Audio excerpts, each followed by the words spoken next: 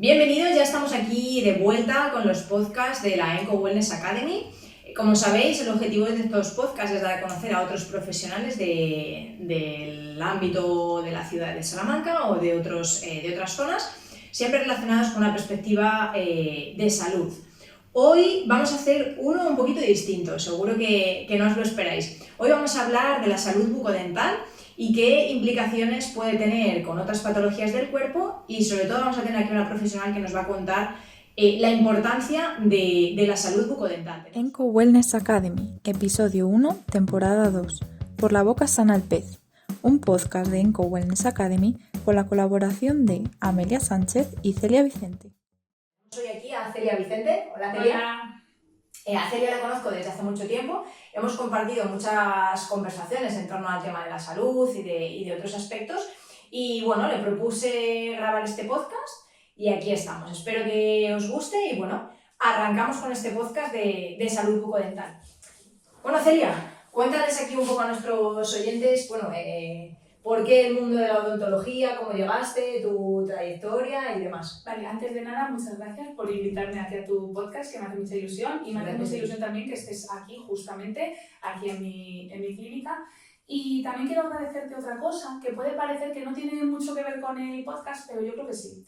Vale, a ver, desde que yo te conocí, que ya hace 6 años, que el otro día lo estuve mirando, siempre me he sentido como un poco agradecida contigo, bueno, un poco no, muy agradecida por la motivación que me has dado siempre. Porque, a ver, yo cuando te conocí tenía la motivación de querer hacer ejercicio, sabemos que es algo que viene muy bien, pero bueno, no pasaba mucho de ahí, me daba mucha pereza, no me gustaba nada. Entonces, poco a poco, tú me fuiste transmitiendo una motivación que yo creo que fue sobre todo desde explicarme ciertos procesos que suceden en el cuerpo y cómo también yo me fui dando cuenta de ello, y eso fue lo que me llevó a tener la motivación que tengo hoy con cuidarme, con el ejercicio, también, a ver, con la alimentación ya la tenía, siempre me ha gustado el tema, pero ahora tengo más. Y bueno, hemos ido pasando como por muchas etapas de primero, yo era una persona que tenía tiempo, aunque creía que no, pero tenía tiempo de cuidarme, pero no me gustaba nada hacer ejercicio. Después ya pasé por un embarazo súper activo, tú me enseñaste que no había que tener miedo al movimiento, miedo al ejercicio de fuerza. Luego un posparto físicamente complicado, con el confinamiento, después de un parto horrible. Y bueno, pues también hay una etapa de recuperación que yo tengo un muy buen recuerdo, a pesar de lo mal que estaba, de muchas cosas, pero bueno, tengo un muy buen recuerdo. Luego vino ahí una etapa como intermedia, que yo la verdad que tengo como la sensación de que físicamente ha sido cuando mejor me he encontrado, tanto por el ejercicio, por la alimentación, físicamente y mentalmente también estaba muy bien. Luego vino otro embarazo, totalmente distinto, también muy activo, un posparto, vamos, que no tuvo nada que ver, también seguimos ahí con el ejercicio, que fueron unos meses bonitos porque compartimos así muchas experiencias, muchas madres que estábamos en el mismo momento, ahí con los bebés y todo, y fue muy bonito. Y ahora pues claro, la situación es diferente, porque ahora soy una persona que tengo 2 hijos, un trabajo que ya lo tenía antes, pero a veces se hace complicado con el tema de los horarios, y no tengo tiempo de nada, pero tengo mucha motivación. Entonces yo, esta motivación que, a ver, ha salido de mí, pero en parte tú me has ayudado mucho. Entonces esto yo te lo tengo que agradecer porque esa inquietud ha salido mucho de las cosas que tú me has contado. Entonces, bueno, tengo poco tiempo y dentro de mis posibilidades hago lo que puedo. Pues no estoy físicamente como estaba hace, pues ahí entre un embarazo y otro. Pero claro, no tengo el mismo tiempo. Entonces, pues muchas gracias por tus palabras, porque al final es lo que busco, ¿no? Es que la propia persona es el objetivo de la palabra ENCO, tiene parte de eso, ¿no? De ayudar a las personas a encontrar la raíz dentro de ellos mismos para conseguir su propósito, ¿no? No vale de nada que yo te lo diga, sino que tú te tienes que dar cuenta de que puedes, en la medida de tus posibilidades, y que dentro de ti nace esa mentalidad y esa opción para el cambio que una vez que la coges, no tiene vuelta atrás, aunque no tengas el mismo tiempo que tenías antes, pero siempre encuentras un algo. Entonces, eso sí que hace, o sea, todo lo que has explicado aquí, y eso te doy las gracias, porque al final cuando elegí la palabra ENCO en mi anterior centro y en Enco Wellness Academy, es por eso, por la connotación que tiene la palabra en sí. Sí, por eso lo he dicho, porque yo decía, digo esto, no lo digo, porque a la gente a lo mejor le parece que no tiene que ver, pero es que a mí me parece que tiene que ver todo. Sí, mi filosofía es esa, ¿no? Que la persona entienda por qué y para qué, porque de ahí que el cerebro entienda por qué y para qué van a hacer van a hacer todo el cambio. Pues, aunque sea poco a poco y la gente crea que no se va a llegar a ningún sitio, empoderar al paciente, al alumno, es súper importante para conseguir grandes cambios. Pues nada, conmigo las cosas. Es verdad, es de mis mejores alumnas. De hecho, Bueno, en el ámbito de solo pélvico fue de las primeras, así que sí. un placer. Y lo conseguimos Sí. mucho, a ver, todo con su limitación. Sí. Pero, Y un placer estar aquí hoy en su clínica. Ya podemos decir que es su clínica.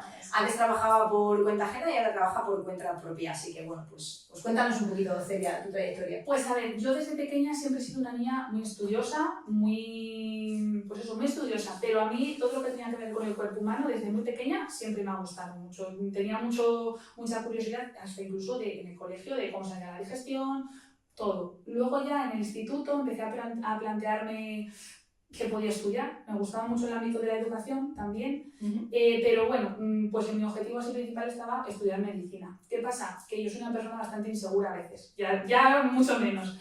Y entonces decía, no me va a llegar la nota, ¿qué hago? Bueno, pues me planteé enfermería, que la verdad que a día de hoy creo que me hubiera gustado mucho y lo hubiera hecho muy bien. Y Nunca es tarde. Nunca es tarde, no. Y sobre todo el tema de ser matrona siempre lo he tenido como muy en la cabeza.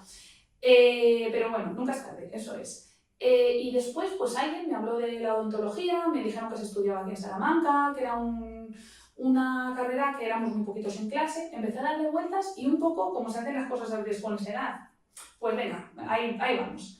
Y luego hubiera entrado en medicina a la primera, pero bueno, ahí estaba, ya ahí me quedé. ¿Qué pasa? Que al principio me costó bastante. Durante los primeros años de la carrera, incluso durante los primeros años de estar ya trabajando, me costó mucho. Porque yo veía, no me costó la carrera en sí, sino me costaba que yo veía que los demás profesionales y mis compañeros no tenían el mismo planteamiento de las cosas que tenía yo. Yo no veía las cosas igual. Y eso la verdad que me llevó incluso a decir, me dedico a otra cosa. Porque este mundo... Porque veías que ibas fuera de lo normal, ¿no? De lo normal en todo. Hasta en estilo de vida, o sea, todo, no tenía nada que ver.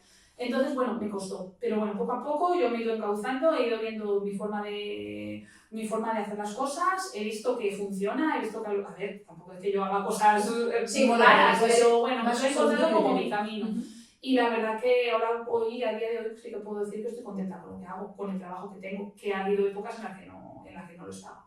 Bueno. Y nada, yo luego, pues una vez que terminé la carrera, hice el doctorado, pues fui estudiando distintas especialidades, pues me fui formando al principio, por ejemplo, en endodoncia, en odontología restauradora, en estética, en odontopediatría, que me gusta muchísimo y es el gran desconocido. Y bueno, en ortodoncia también tengo formación. Y todo esto al final me ha llevado a ver un poco la boca y hasta incluso el propio cuerpo de una forma más global. Que bueno, eso a veces es complicado. Y nada, pues lo que tú has dicho, que yo antes trabajaba por cuenta ajena y ahora ya por fin, pues bueno, aunque me costó decidirme a dar el paso, pues aquí estoy en mi clínica y aquí pues os invitamos a todos a que vengáis a conocernos porque la verdad que cuando vienen los pacientes todos coinciden en ¡ay, qué bien nos habéis tratado, no tenemos miedo! Eso a mí siempre me ha pasado, la verdad. Sí, porque es verdad que hay mucha gente que tiene pánico a ir al dentista. Y aquí yo la verdad que me doy cuenta de que la gente está muy agradecida porque al final yo soy muy explicativa, les hablo muy pues como si fuera una persona, eso es, de andar por casa y los pacientes entienden todo muy bien y vienen la verdad que muy tranquilos. Pues eso es súper importante también, ¿no? Que el paciente entienda que viene aquí a un sitio no con un profesional de la salud y que tiene que hacer lo que él diga porque es el entendido, sino que le haces partícipe del proceso, ¿no? Y que entiendas lo que tú le vas a hacer y para qué lo vas a hacer. Totalmente. Es muy importante. Pues yo quería empezar hablando, como ya sabéis que yo hablo mucho del aparato digestivo, del intestino y demás. Hoy, retomando un poquito los podcasts que hicimos en la temporada anterior, que hablamos de inflamación intestinal, etc., hoy vamos a hablar al hilo de la salud bucodental, de la microbiota oral y qué relación tiene con la microbiota intestinal. Ya sabéis, si no lo sabéis, podéis plantearme hacer un podcast solo de microbiota. Sabéis que la microbiota es el conjunto de bacterias, hongos y protozoos, parásitos que tenemos en el intestino y que ejercen su actividad buena dentro del organismo, que nos protegen, forman parte del sistema inmunitario. Pues esa microbiota no está solo en el tubo digestivo, sino que también la tenemos en todas las capas mucosas del organismo. Y una de ellas, que es muy importante, es la microbiota bucal, la cavidad bucal. En la boca hay muchas bacterias que ejercen una función muy importante, que es protegernos de todo lo que entra por la boca, de todo lo que comemos. La primera acción protectora está dentro de la boca. Todo lo que sucede dentro de la boca en el primer proceso de la digestión, que es la masticación, nos va a ayudar también a que esa digestión posterior sea mejor. Entonces, debemos tener en cuenta eso, que la microbiota de la boca va a incidir mucho en cómo va a ser nuestra microbiota intestinal, aparte de que hay otros factores que puedan intervenir en la configuración de la microbiota, tanto intestinal como bucal. El más importante y del que nace todo es la microbiota de la madre, de la madre gestante. Respecto a ese bebé que se está formando, todo lo que pase en la boca, esa microbiota bucal de la madre gestante va a ir a través de placenta a conformar la microbiota, ya no solo bucal, sino microbiota intestinal de ese bebé. A partir de ahí, con el paso del tiempo y las experiencias de vida de ese bebé, irá creciendo según su alimentación, según sus hábitos de vida, se irá conformando, por supuesto, su microbiota intestinal, pero también su microbiota bucal, su microbiota a nivel de piel, su microbiota a nivel de aparato urogenital. La microbiota bucal es verdad que no se habla mucho de ella, y cuando, por experiencia propia, ahora ya nos contará Celia, cuando vas al dentista, nadie te habla de la microbiota bucal. O sea, tú vas al dentista porque tienes un problema en una pieza, porque tienes una patología, pero nadie habla de microbiota bucal. Y esta microbiota, como os he dicho antes, tiene algunas funciones principales. Funciona como defensor del aparato del sistema inmunitario, nos protege frente a patógenos, evita que entren bacterias malas a nuestra boca. También nos ayuda en eso, en el proceso de la digestión.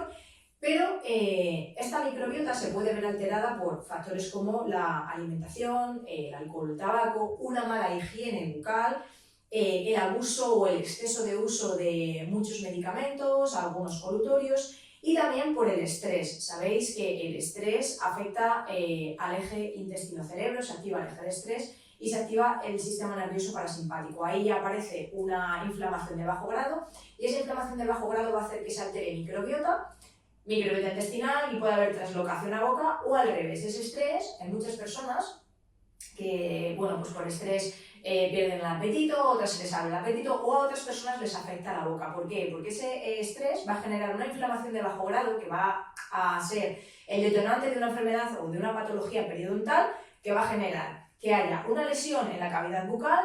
Esa lesión va a generar sustancias tóxicas que van a pasar al torrente sanguíneo y van a ir a parar a otras partes y a otros organismos, a otras zonas del cuerpo, fomentando que puedan aparecer otras patologías asociadas a esa microbiota bucal, como una pericarditis, las enfermedades neurológicas como Parkinson o Alzheimer, diabetes, y al revés también, muchas patologías que se diagnostican como enfermedades neurológicas, diabetes o otras muchas que podamos relacionar, siempre o pueden estar relacionadas con una patología bucal. De hecho, hay muchas personas que en su trastorno digestivo, por ejemplo, no mejoran porque no se atiende a la microbiota bucal, tiene una patología en boca. Ya no hablo solo de boca como problema de pieza, sino boca en general, porque hasta el momento en el que empieza la tráquea y el esófago podemos considerarlo boca, ¿vale? Entonces, esa microbiota puede estar haciendo que no se mejore, por ejemplo, un SIBO o una patología intestinal. Incluso podríamos llegar a relacionar una patología del aparato genital con una disbiosis de la microbiota oral, para que veáis la importancia que tiene. Así que bueno, como tenemos aquí a Celia, cuéntanos, Celia, ¿qué son? Porque claro, hablamos de enfermedades o patologías periodontales, cuéntanos un poco qué son para que la gente lo entienda y qué hacéis vosotros para solucionarlo, o cómo lo planteas tú. Vale, mira, cuando los pacientes vienen a la clínica, fundamentalmente vienen por dos motivos. A ver, pueden venir por otros, pero fundamentalmente yo diría el 90% vienen por dos causas. Y son la caries y la enfermedad periodontal. Que les afecta muchísimo a su calidad de vida, llevan a la pérdida incluso de piezas dentales, y tienen en común que son patologías que se pueden considerar no de forma muy estricta, pero pueden ser consideradas patologías infecciosas. ¿Por qué? Pues porque su causa fundamental es la presencia de bacterias. Primero voy a hablaros un poquito así de la caries de forma general y luego un poquito de la enfermedad periodontal. La caries es una enfermedad que afecta lo que es al tejido duro del diente, al esmalte, y luego puede progresar a la dentina, bueno, al cemento también, si el cemento está expuesto o llega la lesión hasta él, y puede llegar hasta la pulpa, hasta el nervio. La caries es eso, una destrucción del tejido duro del diente. ¿Y por qué se produce esa destrucción? Pues porque unas bacterias de las que están en la boca, que pueden estar en sobrecrecimiento o no, empiezan a degradar los alimentos. Así, a ver, por ejemplo, el Streptococcus mutans es el más conocido, pero hay otros muchísimos. Entonces, cuando nosotros, por ejemplo, ingerimos los alimentos, sobre todo los hidratos de carbono, vamos a decir azúcares, así para que todo el mundo lo entienda, pues los hidratos de carbono son muy susceptibles de ser, vamos a decir, comidos por estas bacterias. Es decir, estas bacterias empiezan a degradarlos. Les encantan. Y entonces, en ese proceso, en esa degradación, se producen muchos ácidos. Esos ácidos lo que van a hacer es que empieza a bajar el pH y lo que empieza a pasar es que los tejidos duros se desmineralizan, se van destruyendo poco a poco. Entonces ahí es donde aparece lo que llamamos la lesión de caries. La lesión de caries puede ser una mancha blanca al principio, que sí que se puede remineralizar, o puede ser, luego ya se hace amarilla, negra, blanda, dura, hay muchos tipos de caries. Eso es la evolución. Eso es la evolución, eso es. Entonces nosotros, como dentistas, muchas veces los pacientes vienen porque tengo caries. Lo que vemos es una lesión de caries. Esa lesión de caries, ¿nosotros cómo la curamos? Por así decirlo, pues hacemos un empaste, la limpiamos y la rellenamos. Si ha llegado al nervio, hacemos una endodoncia, desvitalizamos la pieza. Si ya no se puede solucionar porque hay mucha destrucción, hay que quitarla, extraemos. Eso luego tiene muchas consecuencias, pero bueno, no es tampoco cuestión hoy de extendernos en esto.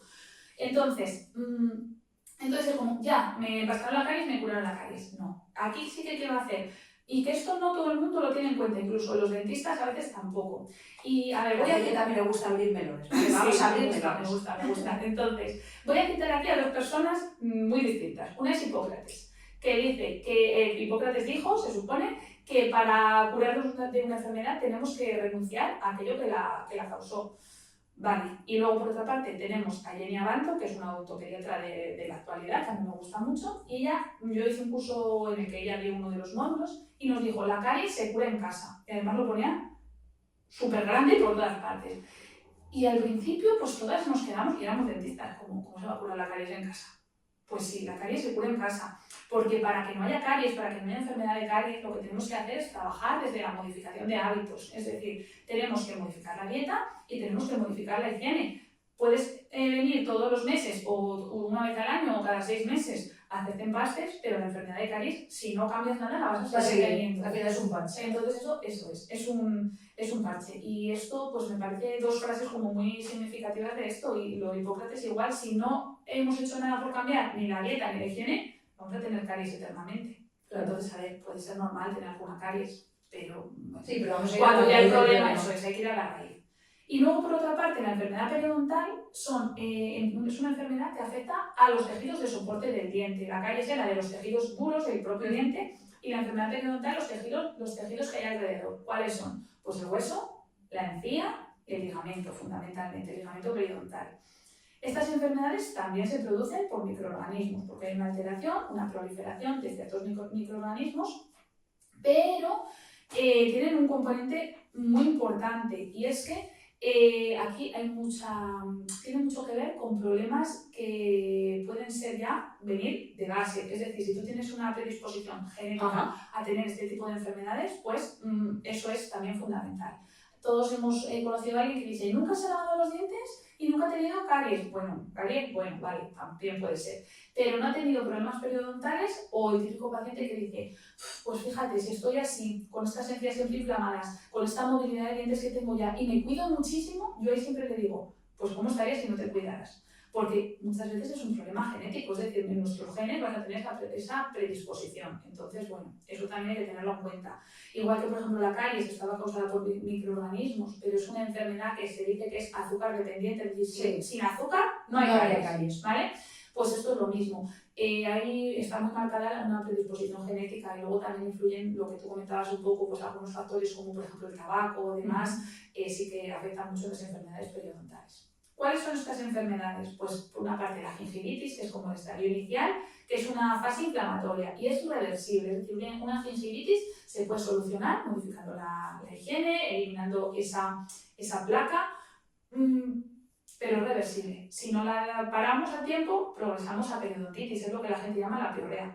Ajá. que la piorrea ya es una afectación de hueso, ¿vale? Se pierde hueso, el hueso además de que en una radiografía se ve perfectamente, baja y el diente llega a un momento que se empieza a mover y llega a un momento en el que se pierde. Ahí ya es muy complicado tratarlo, que se puede hacer injertos, se puede hacer muchas cosas, pero hay que cambiar la raíz del problema, que sí es verdad que en esta parte genética no podemos meternos, pero sí que en la parte de higiene sí, porque al final todos estos problemas se producen porque en nuestra boca esas bacterias que están provocando estos problemas están ahí embebidas en lo que se llama la placa o el biofilm, que no voy a entrar tampoco ya en tanto tecnicismo, pero es una placa, que a veces la vemos, se ve con los ojos, el paciente se la puede ver en el espejo del baño. Es una película que está por encima de los dientes y ahí hay bacterias, hay restos de comida, restos de todo lo que esas bacterias van produciendo y eso hay que eliminarlo. Entonces, bueno, las enfermedades periodontales, las enfermedades que suceden en la boca, como tú decías, tienen mucha afectación en todo el cuerpo. Y hay que tener cuidado porque estas pueden provocar muchas complicaciones pues, a nivel cardiovascular, a nivel respiratorio, en embarazadas, y todo tiene mucho que ver. Por ejemplo, cuando quitamos una pieza dental, tenemos que preguntar mucho al paciente si está, por ejemplo, operado de corazón o si tiene una prótesis, por ejemplo, de rodilla, de cadera. En esos casos hay que tratarle especialmente, es decir, hay que hacer lo que se llama una profilaxis antibiótica, hay que dar unas dosis, que además eso está como muy marcado, es muy estricto, las dosis de antibiótico que hay que darle. ¿Por qué? Porque al remover esos microorganismos en la boca, van a pasar al torrente circulatorio, que ya estaban ahí también, porque esa pieza en un toque ya está, pero los vamos a remover mucho más. ¿Y dónde van a ir a afectar? Pues van a ir a esas válvulas cardíacas, a esa prótesis que tiene la rodilla en la cadera, y de verdad pueden provocar problemas muy importantes. La gente se puede morir de esto. No le quitas la muela sin antibiótico, pero incluso sin hacerse nada en la boca, sin ir al dentista nunca, de las infecciones que pueden tener ahí, la gente se muere de estas cosas. No es lo normal, pero claro que pasa. Es como he dicho antes, hay muchas veces que problemas de boca están relacionados con pericarditis, gente que va pues eso, con patología cardíaca, y al final el problema les deriva de boca. Como tú decías antes, la boca se altera, cuando hay patología se altera el pH. Si se altera el pH de la boca, ya se va a alterar el pH del estómago, se va a alterar toda la microbiota. Y al final, pues no vamos a conseguir, pues lo que decía Celia, ¿no? Al final son parches, pero hay que ir al origen del problema. Yo, por ejemplo, cuando trato a mis pacientes de psiconeuroinmunología y vienen a consulta para resolver pues, sus problemas pues, ya sean hormonales o intestinales, yo siempre les pregunto que cuando se cepillan los dientes que si les sangran las encías o si las tienen inflamadas, porque cuando hay inflamación en encía o hay un sangrado de encía, eso quiere decir que hay inflamación. El problema puede estar en boca, pero puede estar afectado también porque hay una afectación de microbiota intestinal, por translocación, etc. Para que veáis la relación o la importancia que tiene, y la gente no le da la importancia real que se considera. Nos hablabas antes de la importancia de la higiene, ¿no? Respecto a los malos hábitos. ¿Crees que la gente está concienciada con esa higiene bucal que se tiene que hacer, con cómo la tiene que hacer, o no? A ver, la gente ya cada vez está más concienciada, pero es verdad que luego también a veces no saben muy bien por dónde encauzarse o cómo hacer las cosas. Yo en esto a veces soy muy pesada. De hecho, hay veces que en las primeras visitas o a veces después, a veces digo, madre mía, he estado hablando más tiempo que haciendo nada. Pero es que es muy importante. Yo encima me gusta mucho explicar, me gustan mucho estas cosas, también procuro un poco individualizar dependiendo del paciente que sea, le cuento unas cosas o les cuento otras. Pero es que, a ver, por ejemplo, con respecto a la dieta, hay que tener en cuenta varias cosas. Lo primero, por ejemplo, la dieta sobre todo más nos influye en la caries. La dieta, hay que tener en cuenta lo primero, lo pegajosos que sean los alimentos. Si son alimentos muy pegajosos, van a producir más caries. Sí o sí, porque esa comida, por así decir, se va a quedar pegada en los dientes, ¿vale? Eso por una parte. Otra cosa, la composición. Pues todo lo que sean hidratos de carbono va a ser mucho más cariogénico. Típica cosa que te dicen los padres. Ay, sí, o de ellos mismos, pero sobre todo de los niños. Si mi hijo no come chuches, ¿cómo tiene tantas caries? Porque estos niños tienen muchísimas caries.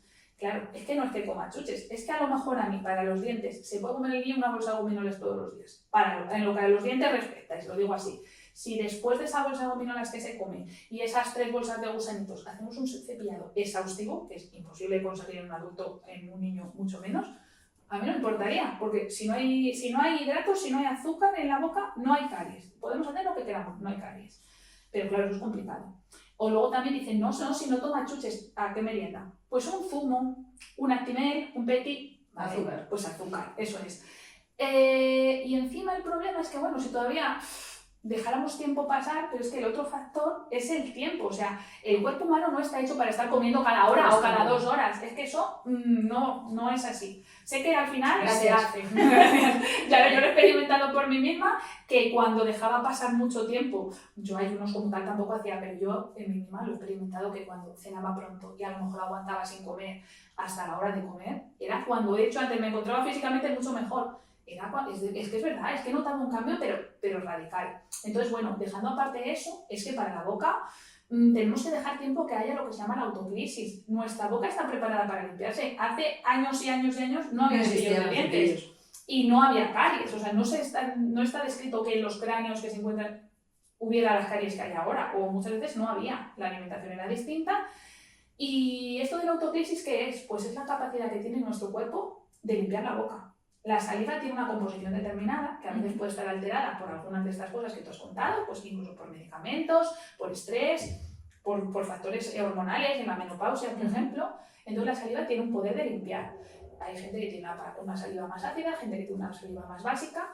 También hay factores genéticos que influyen muchas cosas, pero bueno, la saliva limpia, la lengua limpia y el carrillo limpia, o sea, todo eso, pero tiene que pasar un tiempo. Es decir, si yo ahora puedo comer cosas muy sanas. Bueno, vamos a considerar sanas. Imagínate, pues es que yo no como nada insano. Yo me tomo después de comer, a media tarde me tomo un plátano. Y luego al rato me tomo un vaso de leche. Y luego me tomo, no sé qué decirte, una mandarina. Pues a lo mejor son cosas sanísimas. Bueno, en eso no voy a entrar. Sí, pero todas se Pero claro, azúcares. eso es, y cada cuánto lo estás tomando. Si te tomas a media tarde un vaso de leche y una mandarina, bueno, vale. No hace falta que te cepilles, yo no me cepillo a media tarde. Y hay veces que, está mal que yo lo diga, pero a mediodía hay veces que no me cepillo. No me da la vida ya para más a veces. Y si no vuelves a comer, si tú dejas un tiempo, pues a lo mejor no tienes por qué tener problemas. Es verdad que influyen muchísimos factores. Sí. No voy a decir que no se cepille la gente a mediodía. Pero es verdad que, claro, hay que tener en cuenta todo esto. Entonces eso, en cuanto a la dieta, es importante. Ahí el tema de la dieta es que podría entrar a contar muchas cosas, pero no, pues no podemos hacer otro. Podemos hacer otro. Sobre todo con lo de los niños, que es que yo ahí, sí, pues a veces, y yo tengo niños, o sea, sé lo que es. Pero es que a veces digo, madre mía, estos padres pobrecitos, a lo mejor lo quieren hacer bien, pero están perdidos. Muchas veces por el desconocimiento, sí. ¿No? La falta de información. Y luego de la higiene, pues a ver, ¿qué hay que tener en cuenta en la higiene? Hay que hacer una higiene con un cepillo. Cepillo manual o eléctrico, da igual, que te cepilles. Cepillo, pues depende, duro, suave, yo duro no recomiendo. Eso ya depende, hay que individualizar. Pero aparte del cepillo no podemos quedarnos ahí, hay que utilizar la seda dental, los cepillos interdentales o incluso el irrigador, el aparatito este de agua presión, porque con el cepillo dejamos muchas superficies que no podemos acceder, que son las superficies interproximales, el contacto entre pieza y pieza, y ahí es donde aparecen la mayoría de las caries. Porque incluso en personas que se suelen cuidar, en mí misma, ¿dónde son las caries que yo he tenido? En las zonas interproximales, porque a veces no eres todo lo rigurosa que deberías con la seda. Entonces eso es muy importante. Luego, se pueden utilizar colutorios, se pueden utilizar distintos tipos de pastas, eso ya depende también del caso. Pero bueno, sobre todo, fundamentalmente esto, se pueden utilizar ciertos agentes. Por ejemplo, la clorhexidina es un producto, es un desinfectante, por así decirlo, que en las enfermedades periodontales es básico. Es decir, si no hay enfermedad periodontal, no, pero si hay una gingivitis o hay una periodontitis, para combatir en el momento inicial ese problema, la clorhexidina es prácticamente imprescindible. Pero bueno, básicamente eso. Y en cuanto al tema de la higiene y los colutorios y demás, hay mucha gente que se compra un enjuague bucal en el supermercado, o hay ahora también un debate abierto sobre si las pastas dentales tienen que llevar flúor o no tienen que llevar flúor. ¿Qué nos puedes contar al respecto? A ver, los enjuagues dentales, yo en general, o sea, los enjuagues bucales, yo en general no soy muy partidaria de ellos, ¿vale? Yo personalmente, porque la mayoría, y sobre todo la mayoría de los que hay en supermercados, tienen mucho alcohol. Este alcohol va a alterar completamente la boca, es decir, va a alterar la microbiota, va a alterar todo, o sea, va a dejar la boca muy reseca y eso no nos viene bien. Entonces yo en general a un paciente que no tiene patologías no le mando ningún enjuague. En algunos casos, por ejemplo, por lo que estaba diciendo de las enfermedades periodontales, pues hay veces que hay que mandar una clorhexidina. Ojo, respetando lo que te digan. Si yo estoy mandando, por ejemplo, una clorhexidina concentración 0,12 o 0,20, le digo, depende del caso, pues 7 días, 10 días, como mucho 15 días. Pero es que hay gente que la utiliza de continuo, luego vienen las revisiones con los dientes negros, porque la clorhexidina tiñe, y no solo es lo que vemos, los dientes negros que tiñe, es que toda la alteración que ha producido la lengua, no sé cómo a los Pero al pacientes final le saben los alimentos a algo. hay que Entonces, utilizarlo, ¿no? Como si fuera como un antibiótico, ¿no? eso es, un tiempo tiempo determinado determinado y también, pues, no, es que es mi flema de esencias, me enjuago con el enjuaguito ese que me dijiste y ya está. y ya se me pasa. No, es que si no te quitas esa placa que tienes, si no te cepillas en casa, si no vienes, porque claro, no he dicho antes que las enfermedades periodontales, el tratamiento que hacemos nosotros en clínica es quitar esa placa que ya está dura, ese sarro. Entonces ya puedes estar enjuagando con clorexidina, que si no te quitas ese sarro, que puede estar por encima de la encía o puede ser subgingival, lo que hay que hacer, pues las limpiezas, los raspados, los curetajes, todo ese tipo de tratamientos que hacemos, es que claro, es básico, si tú ya te puedes enjuagar con clorexidina de toda la vida, si no eliminas eso, entonces bueno, el flúor es un tema muy polémico. Este tema es muy polémico. A ver, ¿flúor sí o flúor no? Yo como dentista digo que flúor sí, pero hay que individualizar un poco. El flúor lo que va a hacer es remineralizar esa desmineralización que se produce por lo que he comentado de los microorganismos al comerse los azúcares, ¿vale? Entonces el flúor es un agente muy potente, muy capaz de remineralizar estas lesiones. ¿Qué pasa? El flúor, lo primero, y esto sí que lo dicen muchos los pacientes y dicen así, es que he oído que el flúor es tóxico. Sí, el flúor es tóxico y puede provocar incluso la muerte, el flúor. Pero bueno, a ver, las pastas de dientes tienen unas cantidades de flúor muy medidas, dependiendo, ahora comento un poco por encima, por si alguien lo quiere mirar por curiosidad en su pasta, las cantidades de flúor que tienen que tener, muy medidas. Pero también hay que utilizar el flúor con cabeza, no se puede llenar, de eso de llenar la cabeza de cepillo de dientes, de pasta de dientes, eso es una aberración. Pero es que hasta no solo hace de publicidad, colgate así. Cuanto más haces, más compras. Claro. Eso no, eso ahora lo comento. Y luego también hay que individualizar mucho, es decir, un paciente que a lo mejor el flúor le puede afectar porque puede tener, por ejemplo, un problema de tiroides, una especial predisposición a tenerlo. A lo mejor ese paciente no tiene que utilizar flúor o tiene que utilizar menos flúor o una vez al día. O es un paciente que nunca ha tenido una caries, pues oye, a lo mejor no necesita flúor. Entonces eso hay que verlo un poco. Hay pastas que no tienen flúor, hay algunas, ahora no hay tantos estudios, pero hay algunas que tienen hidroxiapatita, que esto también se supone que ayuda para prevenir la caries, incluso también dicen que el bicarbonato puede ayudar. No hay tantos estudios, ¿vale? Lo que tiene eficacia demostrada científicamente es el flúor. Pero claro, hay que equilibrar un poco. A lo mejor un paciente nunca ha tenido una caries, ¿para qué va a estar atiborrando de flúor si este flúor le está haciendo mal para otra cosa? El flúor es verdad que tiene sus efectos que pueden ser perjudiciales, afectan muchas cosas. Y es verdad que cuanto más miras, más te sorprendes. Porque yo lo he mirado últimamente y dices, madre mía, pero claro, también hay que, esto es como todo, hay que equilibrar un poco. Sí, hay que saber conocer al paciente y saber qué cosas sí o qué cosas no. Pues si no ha tenido caries, no compensa o no lo necesita, o si tiene una patología hormonal, es verdad que el flúor compite por los receptores de minerales y está por debajo en cuanto a otros para que esa tiroides funcione bien. Pero entonces, pues habría que individualizar y saber qué casos sí, qué casos no. Sí, el flúor, a ver, lo del flúor de las pastas, en los adultos no hay mucho problema, porque las pastas de adultos suelen tener 1450 partes por millón, ppm. En todas las pastas lo pone, me da igual que sea en la Mercadona, lo pone. Es muy pequeñito, pero lo pone. Para que el flúor tenga efecto preventivo contra la caries, tiene que tener eso. Porque si encima estás utilizando una pasta con flúor más por debajo y le ponen mucha cantidad, te estás tragando un flúor que no te está haciendo nada en la boca.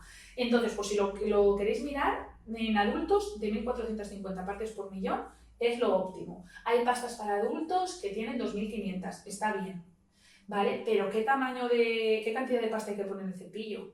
El tamaño de un guisante, no hay que poner más. Porque si no, lo único que haces es tragarte ese flúor, hacer muchísima espuma en la boca y tampoco eso no es el objetivo. En niños, es que el tema de los niños daría para mucho, ¿vale? Los niños. Hay pastas para niños, que además en la farmacia se llaman loca. Ahora ya lo han modificado en algunas marcas. Las pastas de flúor, o sea, las pastas que tienen menos de 500 partes por millón de flúor, en realidad no previenen, no está demostrado que prevengan. Son las que se utilizan para los bebés. Pero en los bebés no hay nada. O sea, los últimos estudios dicen que no está demostrado que esa pasta vaya a hacer nada. Hay que hacer un cepillado desde el primer diente, no voy a meternos mucho en esto. ¿Y con qué pasta? Pues con una pasta que tenga a partir de 1000 partes por millón de flúor. ¿Cuánta? Una raspadita, o sea, un bote de muestra de pasta, que ya cada vez nos dan menos, pero que yo le pueda dar a un paciente y le dura hasta que el niño ya pase de pasta o se le caduque. Porque en un bebé vamos a considerar casi pues menor de 2 o 3 años. Raspar así un poquito el cepillo y le cepillas, no se tiene que enjuagar porque no sabe. es suficiente. Luego ya a partir de ahí ya sí que podemos irle subiendo entre 3 y 6 años, a lo mejor ya poner un tamaño del guisante de esa pasta de 1000 y luego ya a partir de ahí ya podemos pasar a las de 1450 a partir de los 6 años, pero lo mismo poniendo a lo mejor una raspada. Raspada es raspada o grano de arroz, se suele decir. Eso hay que tenerlo en cuenta porque muchos padres además a lo mejor no lo están haciendo bien o le ponen mucha pasta y en realidad es malo para el niño o no le ponen pasta o están poniendo una pasta que no es que no tiene eficacia, para eso no le pongas nada. Claro. Entonces también depende de la alimentación del niño. Si los niños comieran lo que tienen que comer, a lo mejor no necesitarían tanta pasta ni tanto flúor. Los niños, es que luego también, no me voy a enrollar con esto, con el tema de la lactancia, es que la lactancia produce caries, pues hay en unas etapas en las que es un factor protector y otras etapas en las que es un factor de riesgo, pero todo hay que equilibrar un poco, ¿vale? Entonces esto hay que tenerlo en cuenta y hay que insistir. Yo doy mucho la chapa con esto a los pacientes, pero aún así luego cuando vienen a lo mejor a la otra cita me dicen, oye, ¿esto que me dijiste? ¿Cómo era? Porque lo he mirado y es que lo estaba haciendo fatal. Sí, es que lo están haciendo fatal los pobres. Es que claro, pero bueno, yo también hago fatal otras cosas porque no sé, hasta que me doy cuenta y digo, anda, mira. Pues esa es tu tarea, ¿no? La de ayudarles a que lo hagan mejor. Pues muchas gracias por darnos estas primeras aproximaciones. Has hablado al principio de eso, de que te encantaba la odontopediatría, ahora hablabas de que te gusta, bueno, también o se ve que hablas mucho del tema de los niños. Haremos uno en el que hablaremos y nos centraremos más en odontopediatría. Hay otros casos que no tienen solo que ver con microbiota bucal, sino con la parte más mecánica y muscular, para todas esas familias que quieran saber un poquito más de cómo se desarrolla la boca y qué cosas hay que hacer con los niños, que es verdad que los dentistas pues muchas veces se las pasan por alto. Pues muchas gracias por darnos tu visión un poco distinta, ¿no? De este mundo de la odontología, por darnos un poco de luz en cuanto a estas patologías y que, bueno, que podamos tener también una visión un poquito más integrativa, que no solo centrarnos cada uno en nuestro campo. Espero que os haya gustado. Gracias, Celia, por haber estado con nosotros. Bueno, gracias a ti. Yo sobre todo quiero remarcar mucho esto, que nosotros como profesionales sanitarios tenemos que tratar de que los pacientes también comprendan los procesos que hay en su cuerpo, incluso los tratamientos que les hacemos, porque si queremos que tengan un cambio de hábitos, como no entiendan por qué, es que lo primero, no van a cambiar el hábito y aunque lo cambien, no lo van a conseguir mantener en el tiempo. Y eso es fundamental y en eso hay que incidir. Sí, ahí está el éxito, ¿no? Pues muchas gracias, espero que os haya gustado y nos vemos en el próximo podcast.